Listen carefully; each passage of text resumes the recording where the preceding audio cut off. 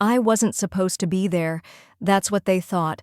They assumed I'd be too humiliated, too broken, too small to show my face, but I showed up, not because I wanted revenge, because I wanted peace. And sometimes peace comes only after truth has been dragged into the light. The invitation arrived in a thick cream envelope with gold foil lettering, as if money could cover the scent of betrayal. "You're invited to celebrate the upcoming arrival of our precious blessing," it read. His name, Braden, and hers, Kylie, scrawled across the front like a brand new fairy tale. Their baby shower was going to be a once-in-a-lifetime event, according to the website. $18,000 spent on floral arches, catered sushi, a champagne wall, and a custom-made cake flown in from out of state, all for a baby that wasn't even his. I stared at that invitation for a long time. My hands didn't shake, not anymore, because by then, I already knew.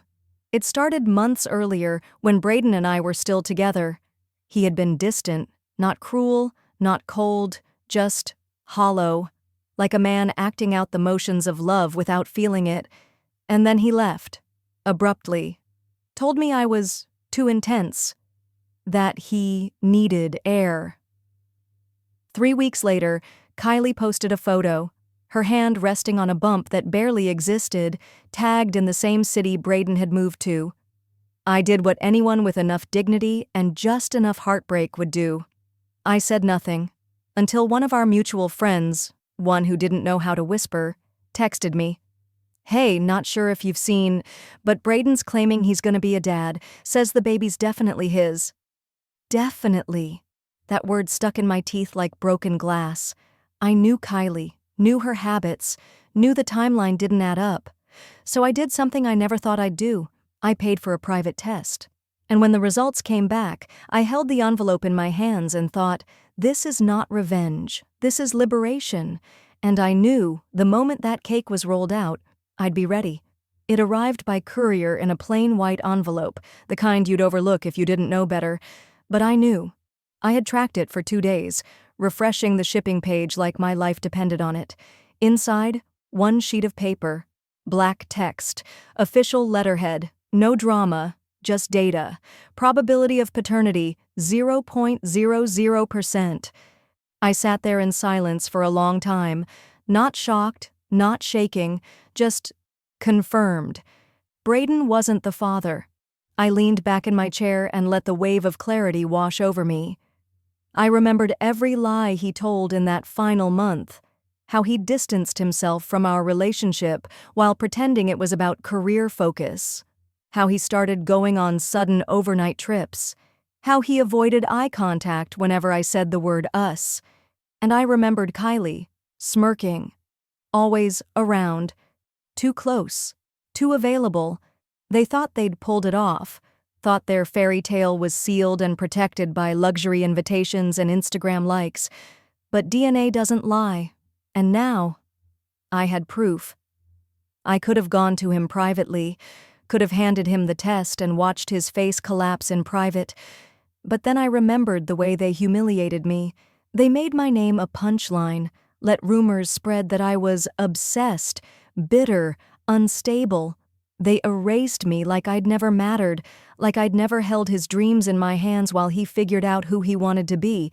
And then they sent me a party invitation, not because they respected me, because they wanted me to see how happy they were without me. They wanted a show? Fine. But I was done playing the villain in a story I never wrote. So I tucked the results back into the envelope, added a simple note in my handwriting, "Before you cut the cake, maybe read this."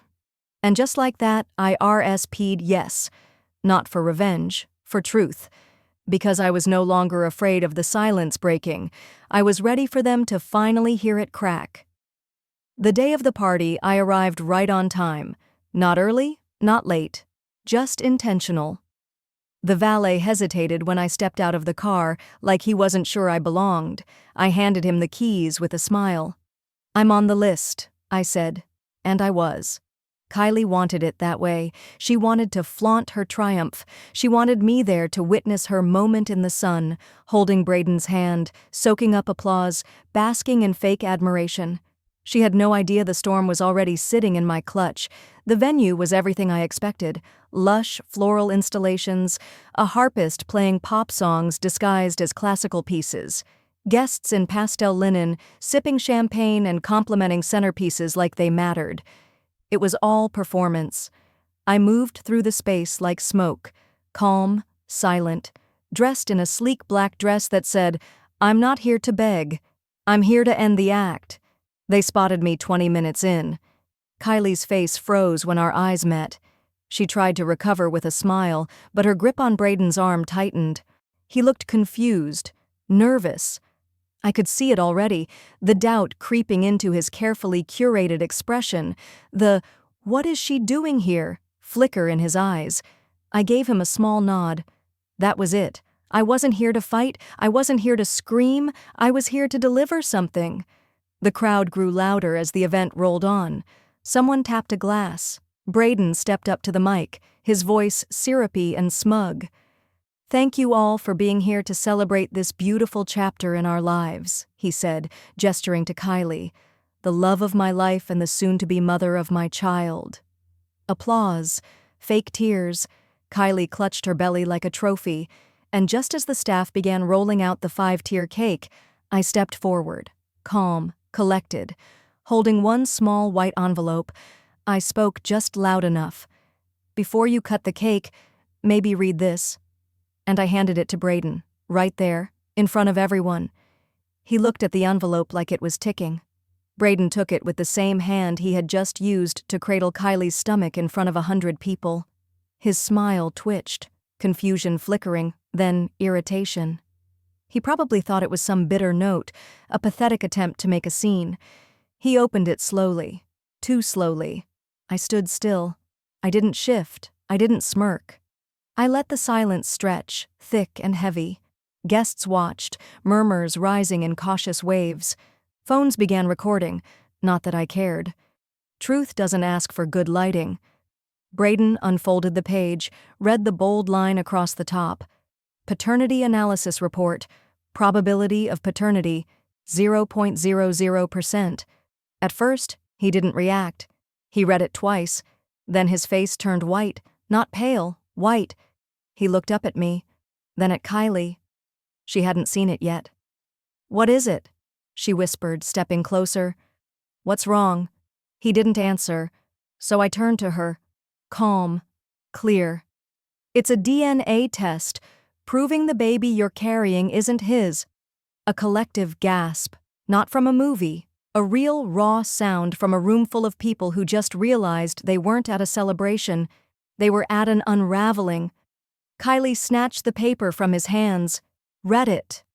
Her eyes widened, mouth opened, no words came out. "No," she whispered. "No, this is fake.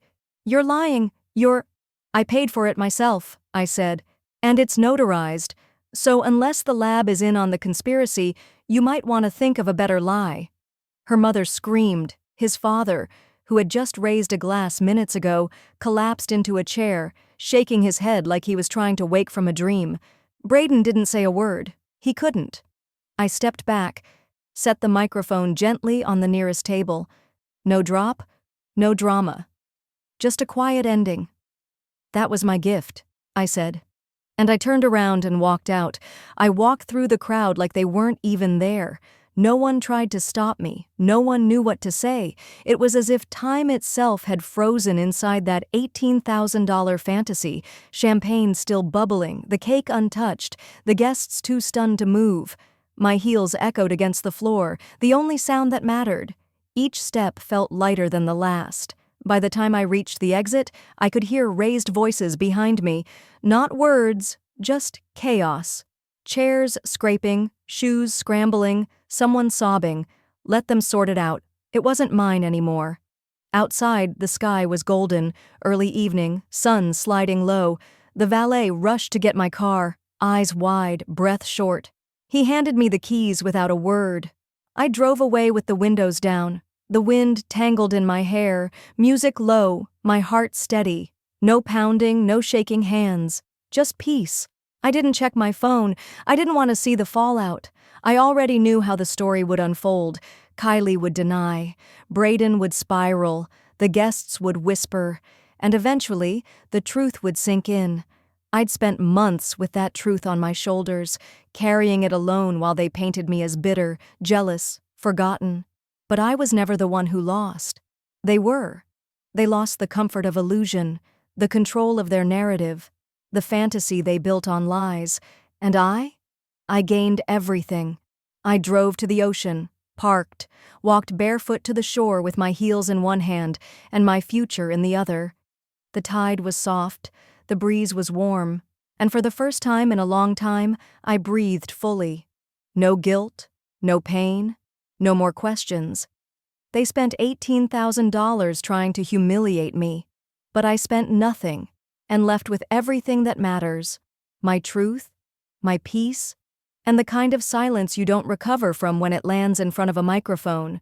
By morning, my phone was a war zone. Missed calls, blocked numbers trying again from new ones.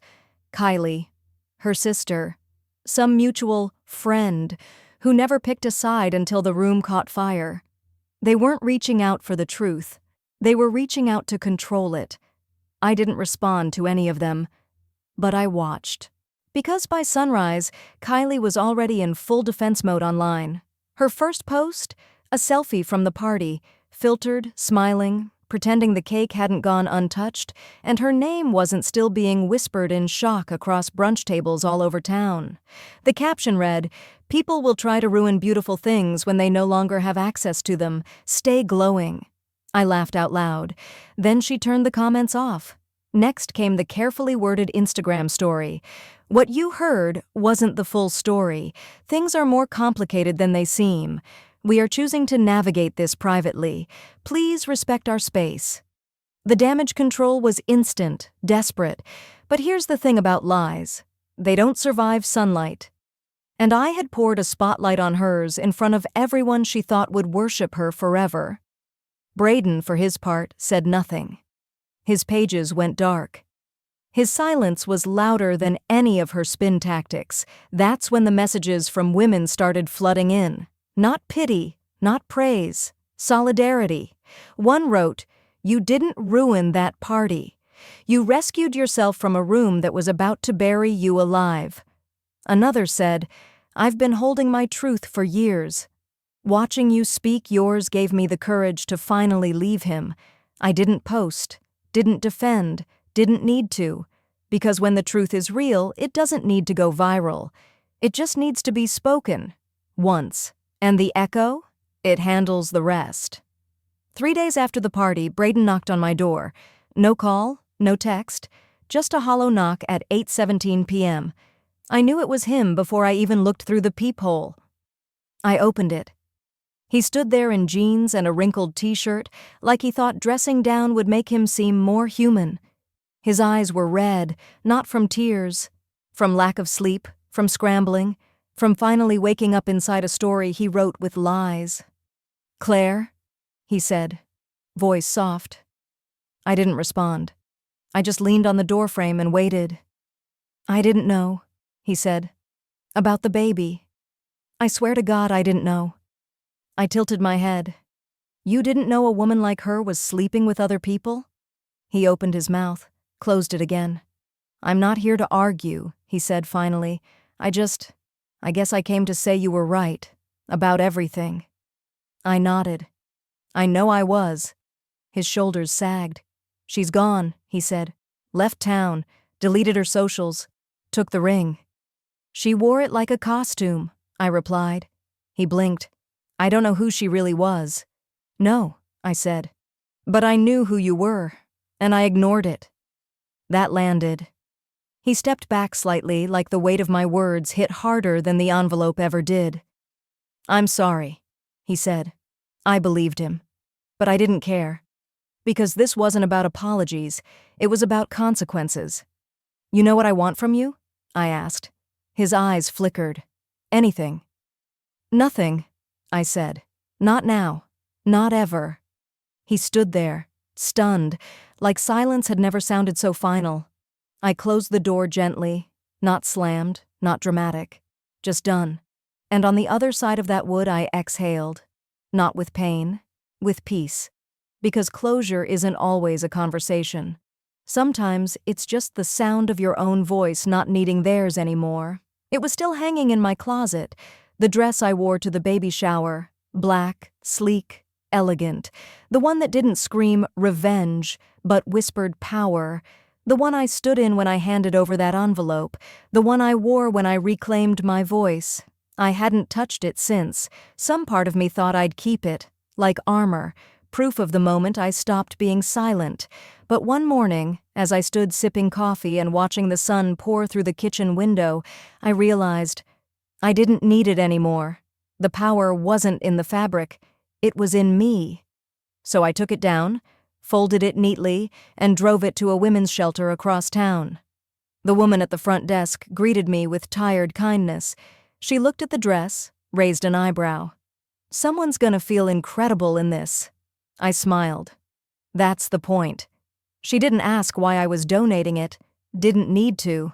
Sometimes women just know. On the way home, I played my music loud, windows down, hair in the wind, the kind of drive that feels like a pulse returning to your body. I passed the hotel where they hosted the party, still polished, still perfect, still pretending it hadn't been the scene of a truth explosion. I didn't flinch, didn't turn my head, didn't slow down. I was moving forward now, fast, free. When I got home, I opened my closet, a little emptier now, but somehow lighter.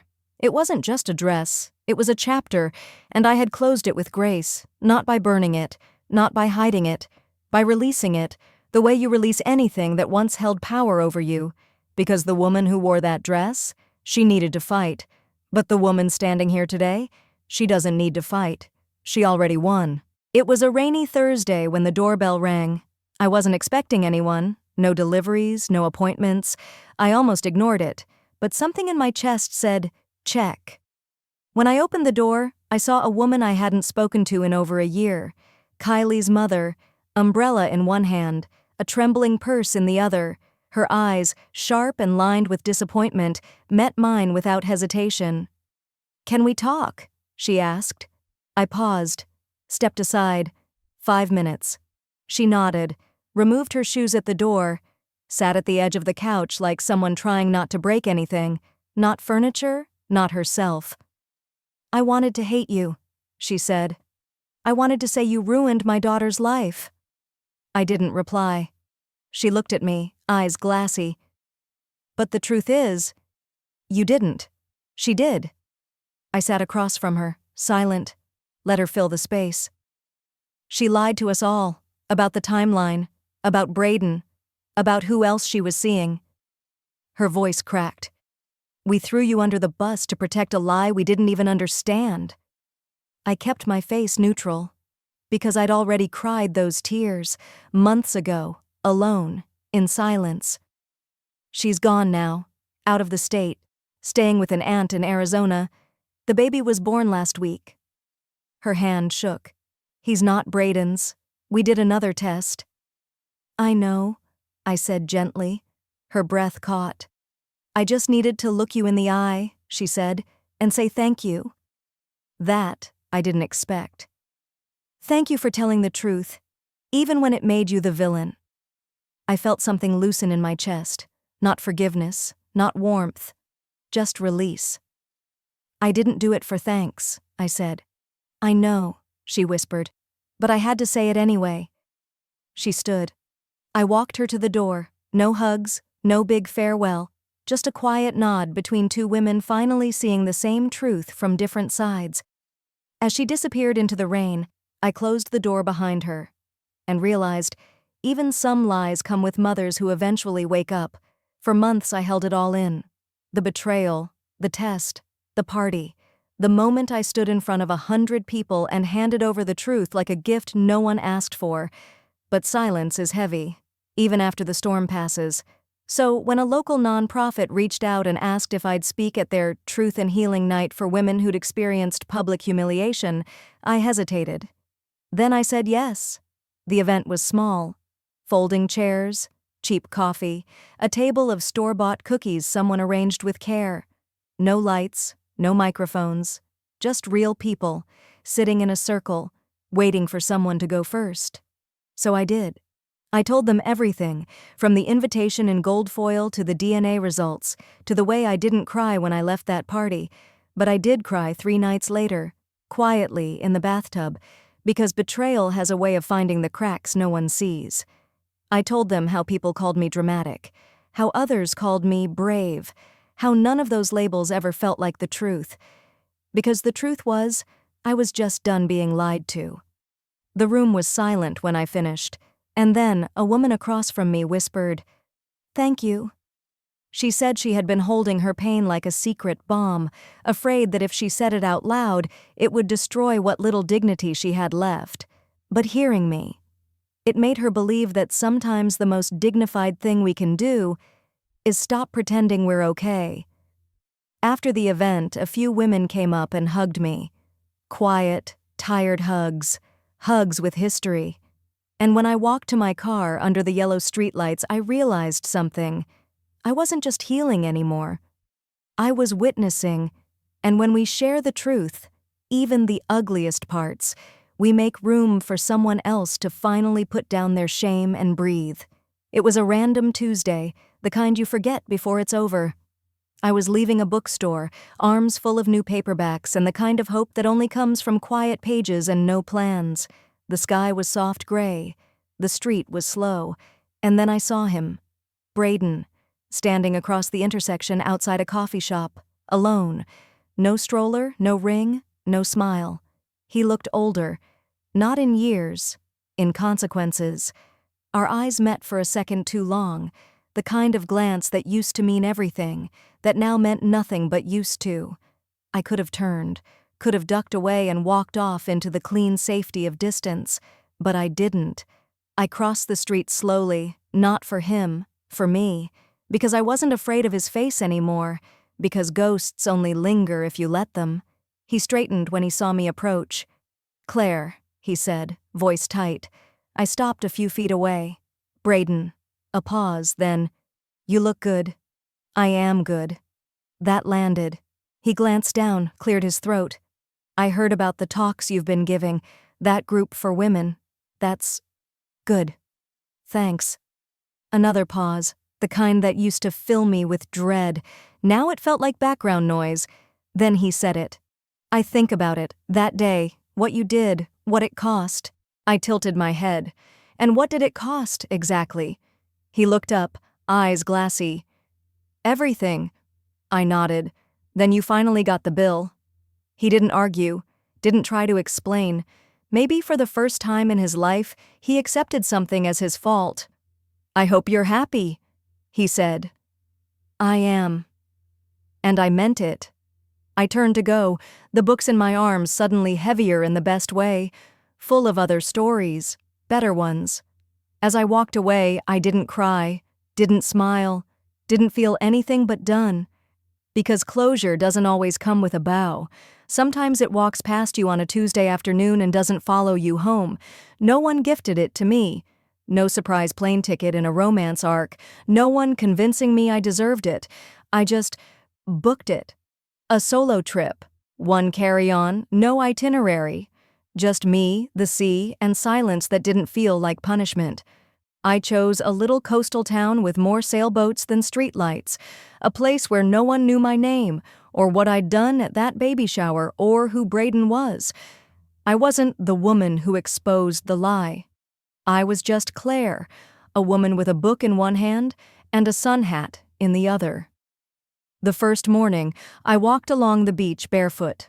Let the salt tangle in my hair and the wind slap my cheeks awake. It didn't feel like escape. It felt like arrival. I sat at cafes and didn't check my phone. I drank wine at lunch. I wrote in a notebook without deleting anything. The words weren't angry or poetic. They were just mine. No filters, no edits, no audience. One afternoon I met an older woman sitting on a bench overlooking the cliffs. She had silver hair and sunglasses that made her look both mysterious and wildly content. She said, "You traveling alone?" I nodded. She smiled. "That's how we find ourselves again. No noise, no mirror." We talked for an hour. about grief, about reinvention, about the strange beauty of having your life fall apart and realizing it was never yours to begin with. When I left her, I wrote her name in the back of my journal. Evelyn, proof that endings can age well. On my last night, I lit a candle by the window and whispered a quiet thank you, not to anyone else, to me, for choosing to leave, for choosing the truth, for choosing myself when no one else in the room would. It wasn't a vacation. It was a return. To who I was before, lies needed to be unwrapped in front of strangers, before the baby shower, before the envelope, before the truth hit the room like a grenade. I was always shrinking, apologizing for speaking up, apologizing for feeling too much, apologizing for simply noticing. I'd say sorry like it was seasoning, sprinkled into every sentence to make myself easier to swallow. Sorry if this sounds weird. Sorry, I just feel like... Sorry, I didn't mean to be dramatic. But now? Now I don't flinch when I enter a room. I don't shrink when someone raises their eyebrows. I don't explain my worth. And I definitely don't apologize for telling the truth, because what happened that day, the test, the microphone, the silence after, it didn't just call out two liars. It called me back to myself. I had dinner recently with a group of women. Some I'd met through the healing group, some new friends who didn't know the full story. One of them asked, "What made you actually do it?" Say it out loud? I smiled. Because silence wasn't protecting me anymore. It was protecting them. The table went still. Then one woman, older, with soft eyes and scars I didn't need to ask about, said, "I stayed silent for 10 years. You reminded me what a voice sounds like." That's when I knew what I did in that room. That was never just about Braden or Kylie. It was about the thousands of women who stay quiet to keep peace that was never meant for them in the first place. So no, I don't apologize when the room goes cold, when the truth rattles silverware, when people get uncomfortable. I let it happen. Because if my voice makes the wrong people squirm, that probably means I've finally started using it right. Months passed. Not fast, not slow, just steady, like time finally stopped dragging me behind it and started letting me walk beside it. And with that distance came clarity and updates. People talk, screenshots travel, stories surface. And while I never went looking for news about them, the universe has a way of handing you what you've stopped needing. The first message came from someone who used to hang around Kylie's circle, back when they were posting weekly brunch photos and using hashtags like #PowerCouple. "Just so you know, she's saying you faked the test." I didn't respond, didn't need to, because the second message came 2 days later, this time with a photo, a blurry image of Kylie and a man who wasn't Braden, sitting very close at a rooftop bar, time-stamped, dated a month before the party. Truth always has receipts, even when you don't ask for them. Braden's name disappeared from her profiles. The curated posts stopped. The filtered life frayed at the edges. Then came the news that he'd taken a leave of absence from work. Burnout, they said. I had a feeling it wasn't just stress. It's hard to sell a life you don't believe in anymore.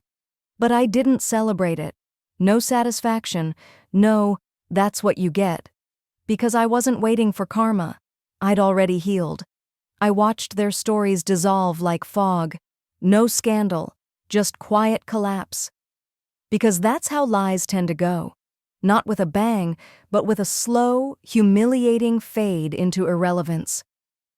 And me? I kept building. A new project. A new apartment. A new version of myself that didn't need to look back at the fire she walked out of, let them unravel. I wasn't watching to gloat. I was watching to make sure I never wove myself into someone else's lie again. It wasn't a holiday, wasn't my birthday. There was no invitation, no dress code, no champagne tower flown in from another state. It was just me. A Tuesday. 1 year to the day since I stood in a designer ballroom holding a white envelope that shook the ground beneath 2 people who thought I'd stay silent forever. I didn't throw a party. I lit a candle. I made dinner. Nothing fancy, just something I loved.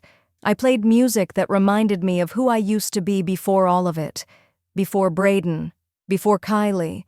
before the lies that almost taught me to question my own intuition. I poured a glass of wine and sat on my balcony. The city stretched out in front of me, loud and glowing, and yet I felt calm. I didn't think about revenge. I thought about peace. How it doesn't come crashing through the door, how it tiptoes in one day when you finally stopped looking for validation, and instead you start honoring the voice that told you all along, this isn't right. I looked through old journal entries that night, pages filled with confusion, anger, grief, and then I turned to the last few weeks, filled with clarity, softness, strength. It was never about winning. It was about returning to myself. That night, I wrote something new on a fresh page. She no longer needed to be believed. She believed herself, and that was enough. I didn't toast to destruction. I toasted to restoration, because sometimes the most powerful thing you can do is not burn down their world, but rebuild yours so beautifully they can't find a way back in. It wasn't dramatic. No roses, no grand gestures, no cinematic music swelling in the background. It was real, gentle, honest. I was standing in line at a small cafe I'd just discovered, the kind of place with chipped mugs and indie jazz playing low in the background. I ordered my usual oat milk latte, no sugar, and stepped to the side. He was behind me, tall, kind smile, glasses that made him look like he read actual books instead of tweets. He said, "That's a strong coffee order." I smiled. "You say that like you drink tea." "Green with lemon," he replied. "Judgment accepted." We laughed. Nothing forced, nothing practiced. He held the door open for me, and as I turned to leave, he said, "Hey, not to be weird, but I'd really like to continue this coffee war sometime." I blinked, caught off guard. It had been so long since someone saw me without history wrapped around my name. "What's your name?" I asked. "Julian." I gave him mine. No last name, no baggage.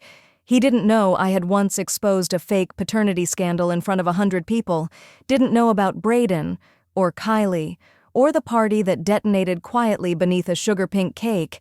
He just saw me, and that felt revolutionary. I didn't say yes right away. I told him I'd think about it. I needed to be sure I wasn't saying yes out of loneliness or out of the need to feel chosen. That night, I sat with it. Not the question, the fact that I had a choice, to say yes without fear, to say no without guilt, to know that love, when it comes again, has to meet me where I am, not where it hopes I'll shrink to. I didn't text him that night, but the next morning I wrote, "Sure, let's test your tea over a walk."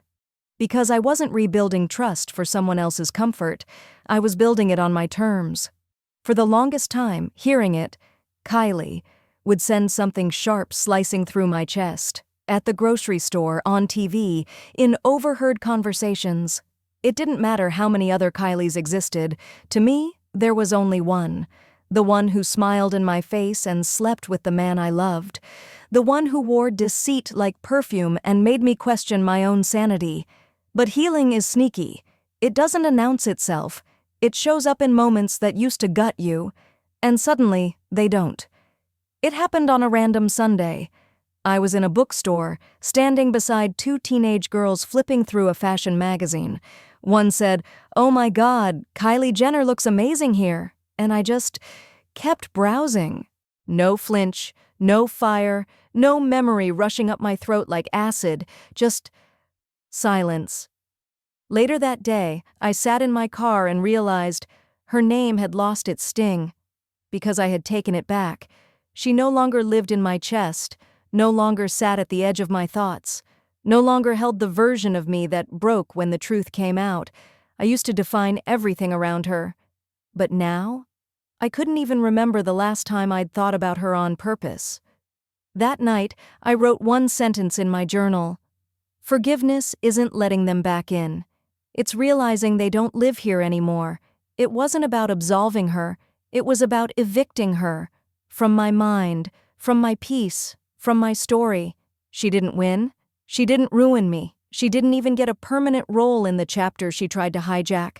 Her name is just a name again. And mine? Mine is louder, stronger, Untouched, because I stopped flinching and started forgetting.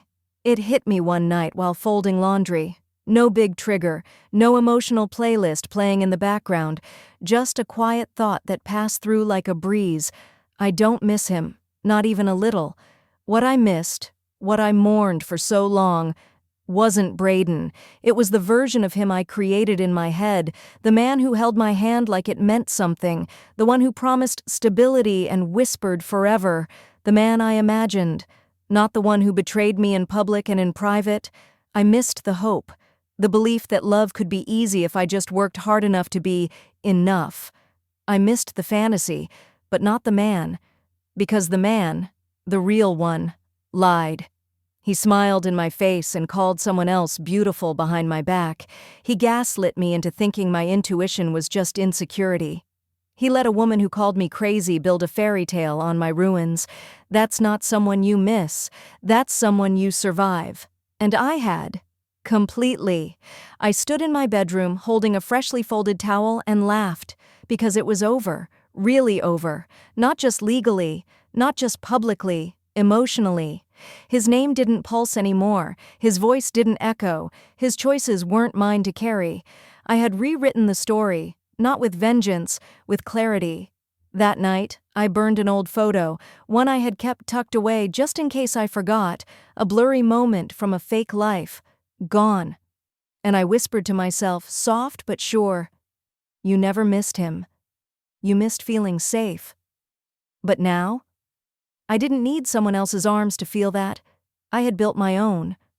For a long time, I thought I owed people the full story, every detail, every twist, every receipt tucked into the metaphorical envelope, like if I didn't tell it perfectly, I wouldn't be believed.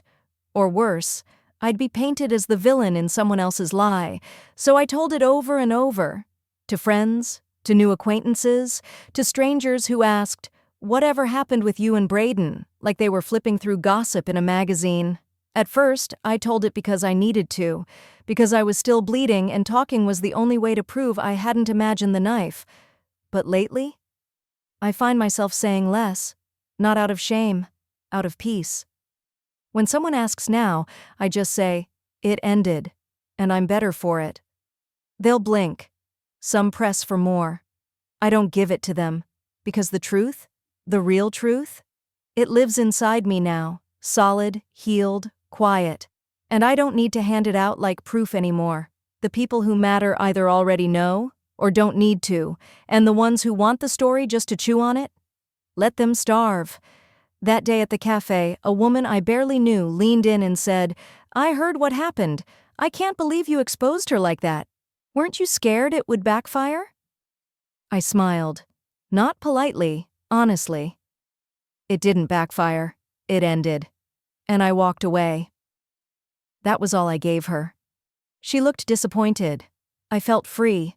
Because the most powerful version of healing isn't shouting the truth until someone validates it.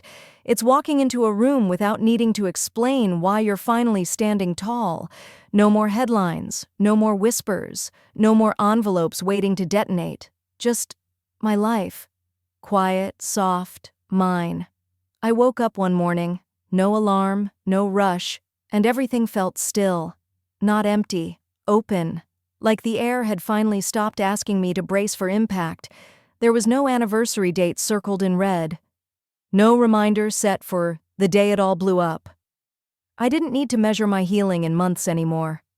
I just was. I sat on my balcony with coffee and watched the city move. People chasing buses, kids laughing, strangers falling into rhythm together. And for once, I wasn't thinking about what happened. I was thinking about what's next. Not in the way I used to, obsessively, anxiously, like I had to outrun the past to earn my future, but with softness, with choice. I opened my journal, the same one that held my fury, my grief, my truth, and wrote one last entry under that chapter.